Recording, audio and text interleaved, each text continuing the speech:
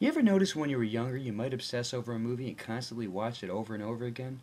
But then when you go back 10 or 15 years later, you actually realize how big of a mistake it was?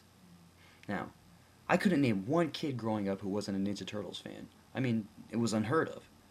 A still standalone masterpiece, all three of the films still hold the respect even 20 years later. But of course, a couple of film buddies had to get together. One said to the other, "Hey, Ninja Turtles kick so much ass. Let's make another ninja movie targeting the youth of America." And so they did. Into a huge series of regurgitated pieces of beer shit I've ever seen. First came Three Ninjas. I mean, yeah, it was cool seeing for the first time in the theater, but then after that it just went down the shitter.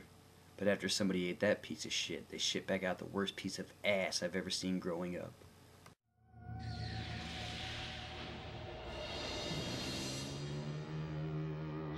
Now don't get me wrong, I used to watch this movie over and over again as a kid, sometimes even 3 times a day.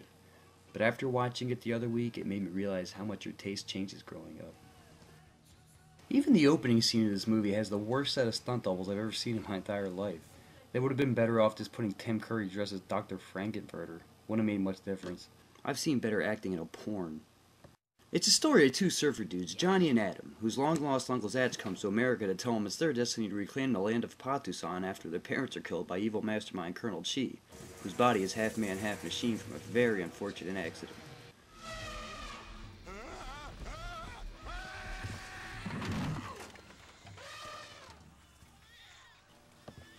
Now don't get me wrong, I fucking love Leslie Nielsen, but he really took a kick in the balls by taking this role.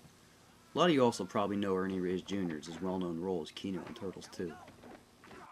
The choreography and fighting is just balls. It looks like they're dancing more than actually fighting. I've also noticed they went through a phase in the early 90s of every cool child star in a movie always carried a backpack.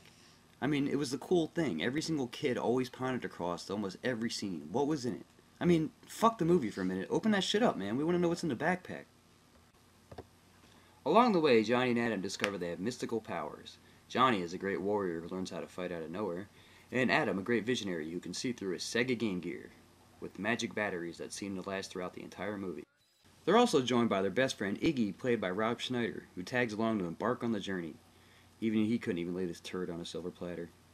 And eventually accompanied by Lieutenant Spence, played by Tone Loc, who was surprisingly available for the role, with his most memorable scene that irks the hell out of me. How did you get those handcuffs off? I had a key. Where? We searched you. I swallowed it last Tuesday. Whoa, how'd you know you were gonna need it? I swallow it every Tuesday. So you're telling me this guy just dug through his own shit for a key?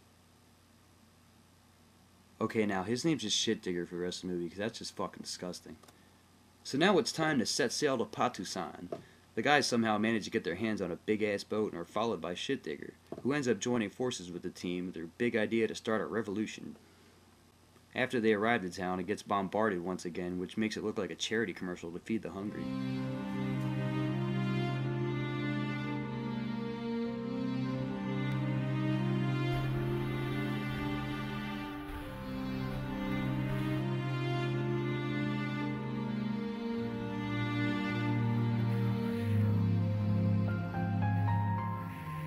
Soon afterwards, Adam and Shit Digger get kidnapped along with another fight scene and kicking some asses out of some massive soldiers with guns.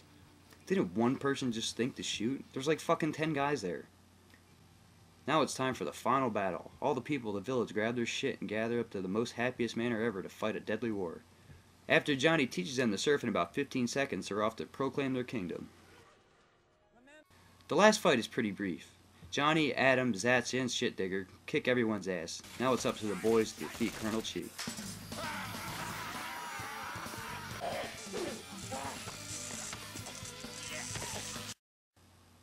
Okay, last time I checked this was a PG-rated family film. They should have just made that the front cover of the movie, hands down. Finally, they defeat Colonel Chi with a video game and the push of a finger. Classic. Everything ends happy, of course, with an Oscar-winning ending speech. As my future queen and I go off to take our SATs, remember, we're all created equal. Because I was born into royalty, I'm no different from you. Put my face on a stamp, a 50-cent piece, and let's call it a day. For now, my people, I'm out of here. And what great masterpiece doesn't end without a great sing-along?